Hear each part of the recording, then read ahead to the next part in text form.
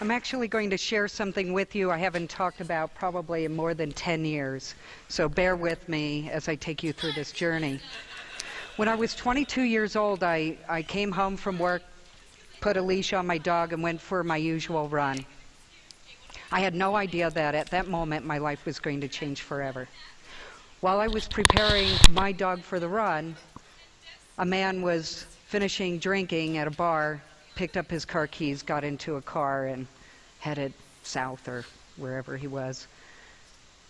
I was running across the street, and the only thing that I actually remember is feeling like a grenade went off in my head.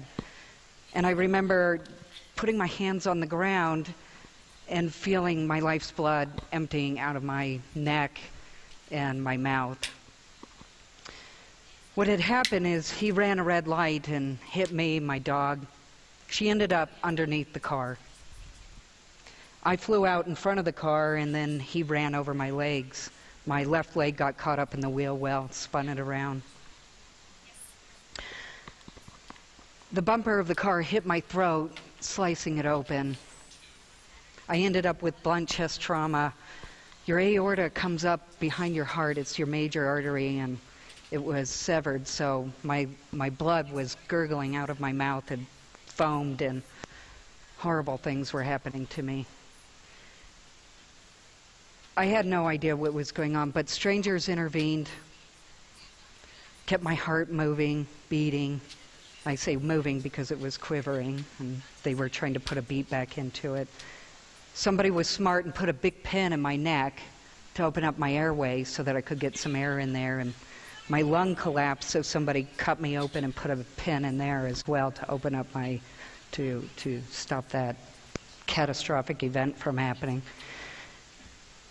Somehow I ended up at the hospital. I was wrapped in ice and then eventually put into a drug-induced coma. 18 months later, I woke up. I was blind, I couldn't speak, and I couldn't walk. I was 64 pounds. The hospital really has no idea what to do with people like that, and in fact they started to call me a gomer. That's another story we won't even get into. I had so many surgeries to put my neck back together, to repair my heart a few times. Some things worked, some things didn't. I had lots of titanium put in me, cadaver bones to try to get my feet moving the right way, and I ended up with a plastic nose, porcelain teeth, and all kinds of other things. But eventually I started to look human again. But, well, it's hard sometimes to talk about these things, so bear with me. I had more than 50 surgeries, but who's counting? So eventually the hospital decided it was time for me to go. They needed to open up space for somebody else that they thought could come back from whatever they were going through. Everybody lost faith in me being able to recover. So they basically put a map up on the wall, threw a dart, and it landed at a senior home here in Colorado. And I know all of you are scratching your head, a senior citizens home, what in the world are you going to do there? But if you think about all of the skills and talent that are in this room right now, that's what a senior home has. So there were all these skills and talents that these seniors had. The one advantage that they had over most of you is wisdom, because they had a long life. And I needed that wisdom at that moment in my life. But imagine what it was like for them when I showed up at their doorstep. At that point, I had gained 4 pounds, so I was 68 pounds. I was bald. I was wearing hospital scrubs, and somebody donated tennis shoes for me, and I had a white cane in one hand and a suitcase full of medical records in another hand. And so the senior citizens realized that they needed to have an emergency meeting. So they pulled back and they were looking at each other and they were going, okay, what skills do we have in this room? This kid needs a lot of work. So they eventually started matching their talents and skills to all of my needs. But one of the first things they needed to do was assess what I needed right away, which I needed to figure out how to eat like a normal human being, since I'd been eating through a tube in my chest and then through my veins, and so I had to go through trying to eat again, and they went through that process. And then they had to figure out, well, she needs furniture. She is sleeping in the corner of this apartment, so they went to their storage lockers and all gathered their extra furniture, gave me pots and pans, blankets, everything. And then the next thing that I needed was a makeover. So out went the green scrubs and in came the polyester and floral prints. We're not going to talk about the hairstyles that they tried to force on me once my hair grew back. But I did say no to the blue hair. So eventually what went on is they decided that, well, I need to learn to speak. So you can't be an independent person if you're not able to speak and you can't see. So they figured not being able to see is one thing, but they need to get me to talk. So while Sally, the office manager, was teaching me to speak in the day, it's hard because when you're a kid, you take things for granted. You learn things unconsciously. But for me, I was an adult and it was embarrassing, and I had to learn how to coordinate my new throat with my tongue and my new teeth and my lips and capture the air and get the word out. So I acted like a 2-year-old and refused to work. But the men had a better idea. They were going to make it fun for me. So they were teaching me cuss word scrapple at night.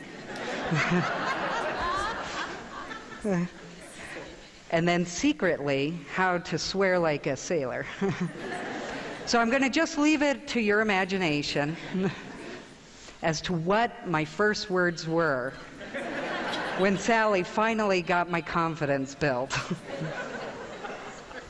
So I moved on from there, and a former teacher who happened to have Alzheimer's took on the task of teaching me to write. The redundancy was actually good for me, so we'll just keep moving on.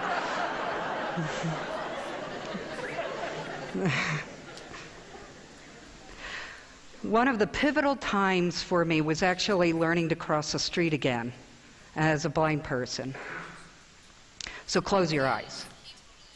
Now imagine you have to cross a street. You don't know how far that street is, and you don't know if you're going straight, and you hear cars whizzing back and forth, and you had a horrible accident that landed you in this situation. So there were 2 obstacles I had to get through. One was post-traumatic stress disorder. Every time I approached the corner or the curb, I would panic. And the second one was actually trying to figure out how to cross that street. So one of the seniors just came up to me and she pushed me up to the corner and she said, "When you think it's time to go, just stick the cane out there. If it's hit, don't cross the street."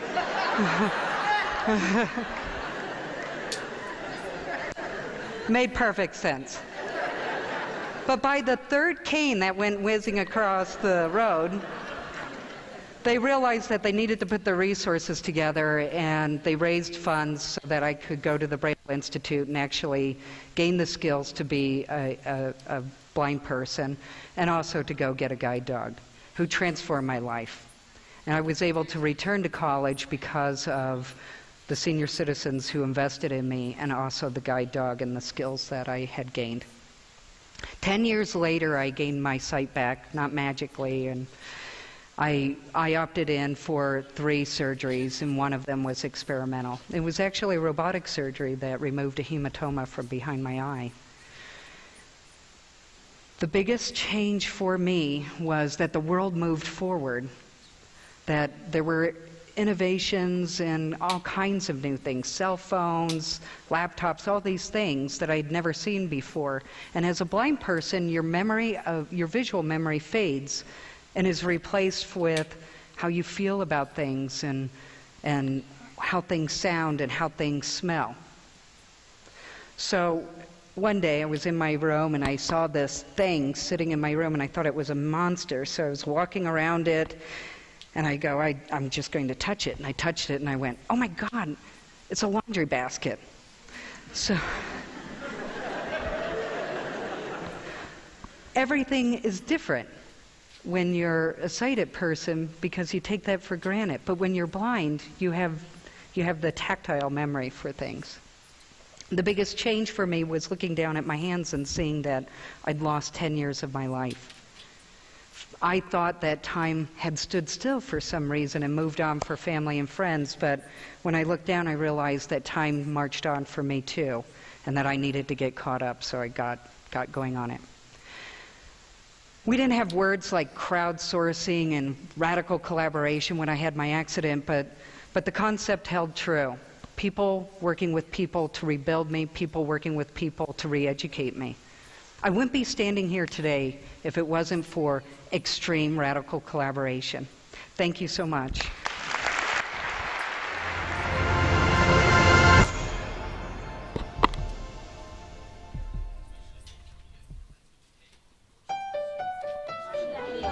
Nailo ko ta.